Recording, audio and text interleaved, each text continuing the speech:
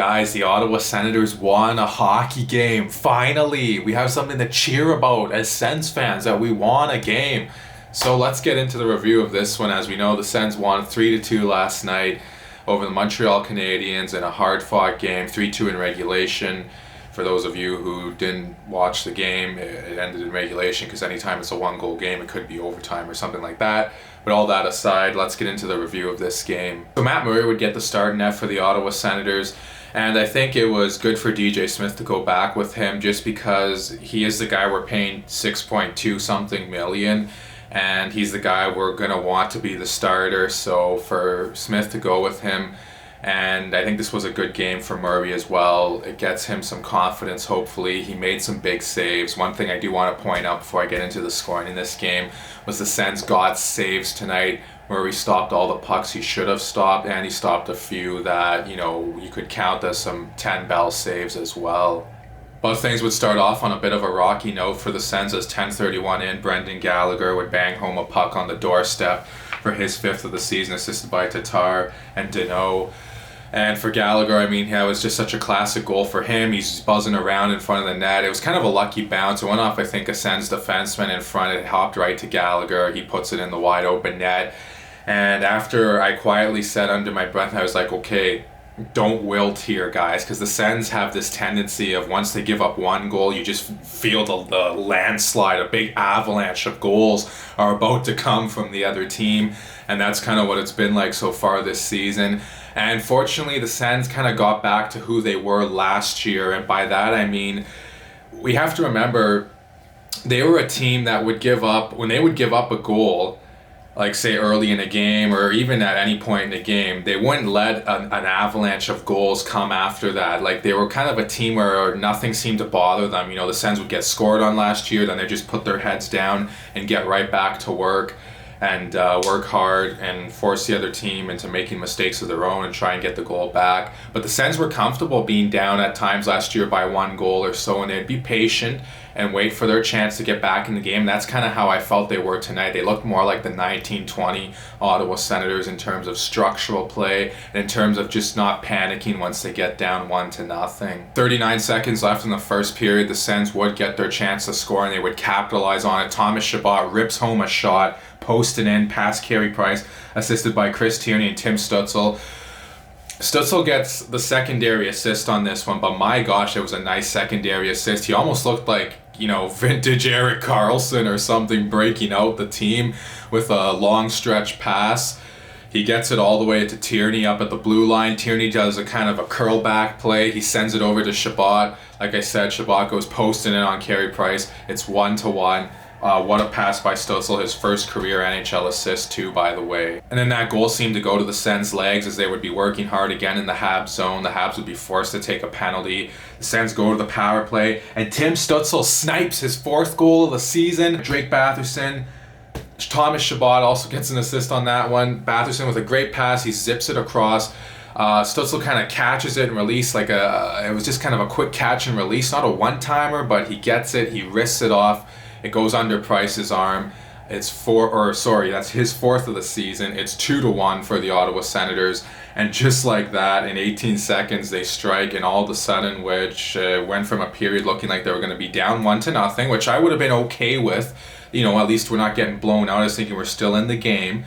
But all of a sudden, my expectations totally changed. I was like, let's go win this game now. It's 2-1 after the first period. Of course, I didn't want to get too far ahead of myself because, even as fans, I think our minds are a little bit fragile with the team losing all the time, and we don't have a lot of trust in them right now.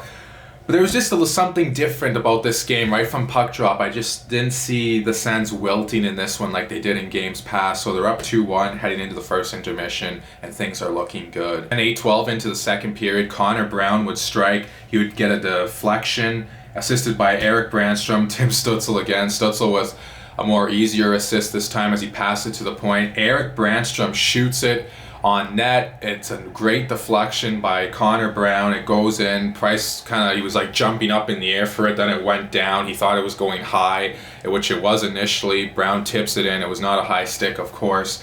So it's 3-1 for the Ottawa Senators, 8-12 into the second period. And I thought in the first and second periods, the Sens played really good. They were on the forecheck. They didn't look tentative.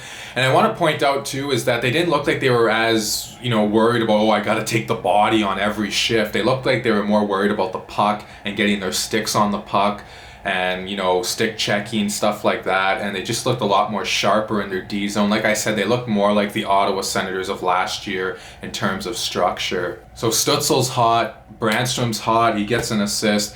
DJ Smith, this is why you play the young guys. And I was so happy to see a team that, like I said before, I am more biased towards a speed and skill-based team. So with the Sens dressing more of a speed and skill-based roster in this one, I was really happy to see them play pretty good and get the win, just to show DJ Smith, like, hey, don't go back to those big, slow, banging guys. You got to keep these young, fast, puck-moving guys in the lineup to help your team win, and hopefully that'll be the style they win with going forward.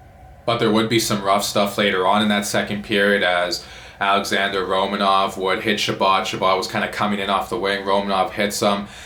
And Nick Paul, look, I get Paul, his actions were honorable, or his intentions were honorable, I should say, but his execution was questionable.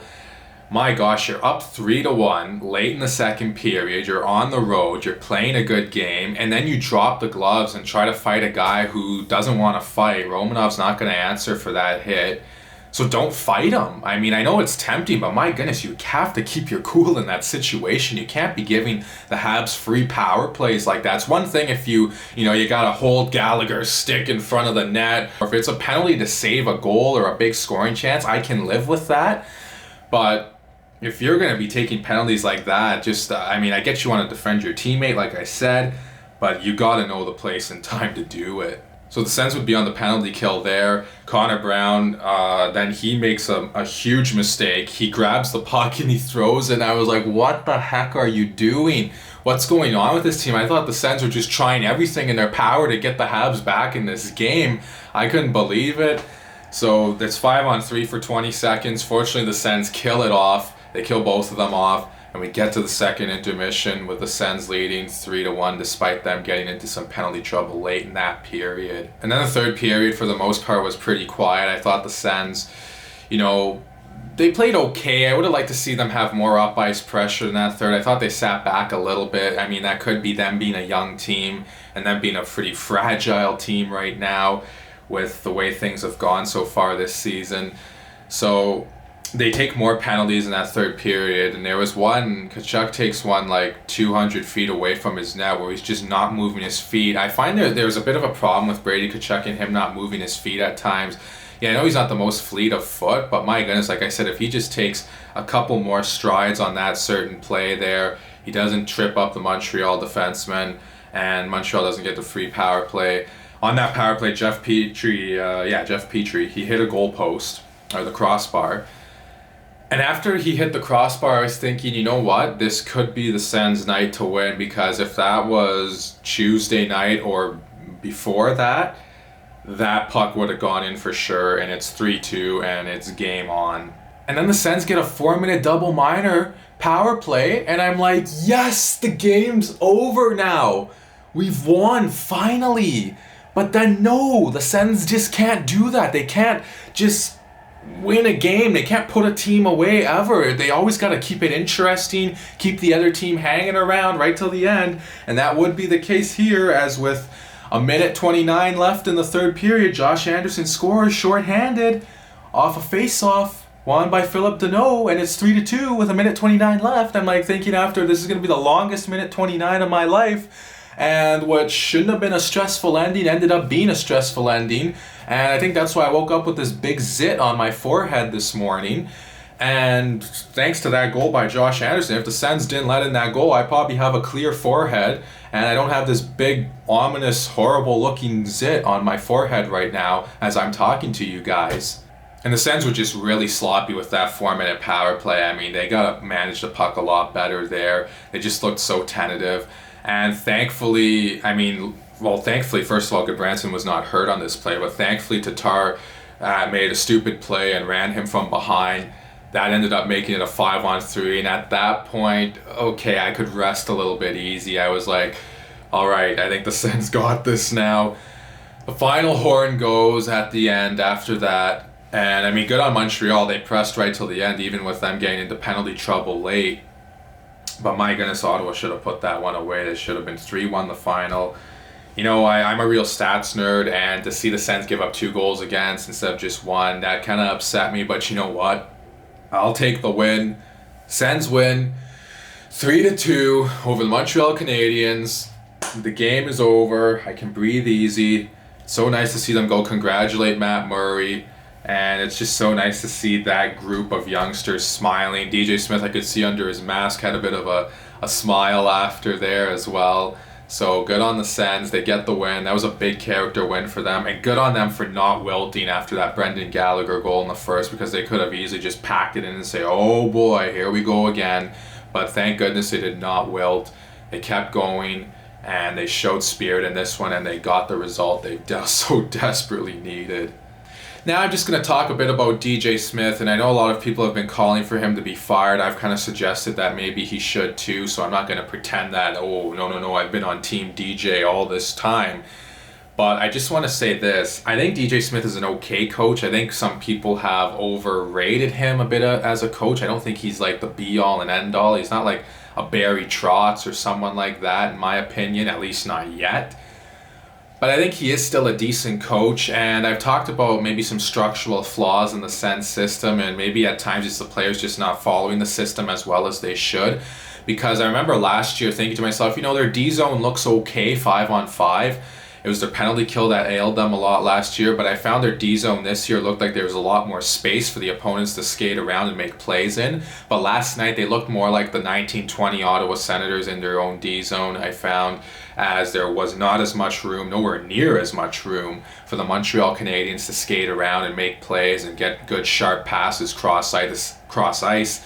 The Sens had much active sticks, much more active, and they just closed off space a lot better, and they just looked a lot more calm within their structure. They didn't look like they were running around and panicking like they were in the games before. The thing too, if DJ keeps playing the youth, get the young guys in there, they're playing well structurally. Look, if the Sens lose tomorrow to Montreal, tomorrow afternoon in Ottawa, I mean, if they lose like 2-1 or something in regulation and they play a good hard-fought game, I can live with that. I'm not going to be calling for the coach to be fired, and they play the right players, like playing the young guys, getting them lots of reps. And if Brandstrom, let's say he has a bit of a rough game, maybe he turns it over and a Habs scores or something like that. Like, don't put the guy on the bench forever. Like, unless if he's making a bunch of horrendous mistakes, or it's game after game he keeps doing that, then I could see sitting the guy out for a game or so, or even benching him for a bit. But if they make one mistake and it ends up in your net, you can't bench these guys. That they're going to lose their confidence. That's not how they're going to learn. That's such an old-fashioned way to coach young players. The game's so different now. It's all about confidence and getting these young players confidence. And if DJ Smith can do that, and they can play well structurally, defensively, and he keeps playing the right guys, I'm more than okay with him sticking around, as long as the record doesn't get too ugly, I guess. And speaking of record, I'm so glad I don't have to sound like a broken record talking about a Sens loss again.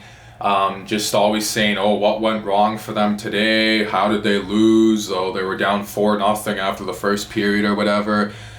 Ooh, so nice to not have to talk about all that crap. So nice to talk about them winning a game. And winning a game in a good fashion. I wanted the Sens to win, not like 5-4, some wild barn burner, 6-5, something like that. I wanted them to win a good, tight, low-scoring game, because at the end of the day, good defense wins you championship. Good 5-man unit defense wins you championships. And for the Ottawa Senators to do that, they're going to have to start doing it now and learning, have these young guys learning to defend well and learn how to close out these tight games. It got a little hairy there at the end. I would have liked to seen them be a little more tighter and not give up that shorthanded goal. But like I said, a win's a win. That's a great start, and hopefully they'll keep playing well defensively and learning to win when they have 2-goal leads in the third, or 1-goal leads in the third also. Shots in the game were in the first period 12-9 for Montreal, 8-8 in the second, 18-5 for the Habs in the third. Like I said, the Sens sat back a little bit in the third period. I would have liked to seen them press a little more, but I think they did enough to win a hockey game tonight. And I also think that although Montreal did have a lot of zone time in that third period, I think a lot of their shots were easier saves for Matt Murray, and they did have some shots on their power plays, I should say, because they had 2 of them in the third. And they got some shots there, so that kind of made the shot clock look a little worse than what it was. 38-22 for Montreal in total. I think the shots the shots don't indicate the game. I think maybe that looks a little worse than what it should be just because of the power plays or whatever. Sens had 4 power plays as well. They were 1 for 4. The Habs were 0 for 4, but their power plays came right near the end of the game, except for that one that Stützle scored on earlier. But yeah, I mean, a win is a win at this point, and I'll take it, and it was a pretty solid one for sure. But guys, those are my thoughts on the game. Comment down below what you think. I'd love to hear what you Sens fans have to say, my fellow Sens fans, about the Sens finally getting a win and looking pretty decent doing it. It's not like they were, just being absolutely ragdolled out there and Matt Murray was the only reason they won. Murray was solid. They got the saves they needed, and he made a few 10-bellers too on top of that. But they didn't have to over-rely on him, if you know what I mean. He played well. Murray did. And the Sens played well as a team, I thought. They were solid defensively for the most part, and they got some timely scoring, and the guys who we want to get going, especially like Stützle, Batherson, Chabot even, these guys get going. Connor Brown with his first of the season too. Hopefully he'll start heating up, as I think he has more offense to his game than what we might think. But let me know all that and more in the comment section below. Please like and subscribe and share this video. Thank you guys so much for watching, and I'll talk to you again soon.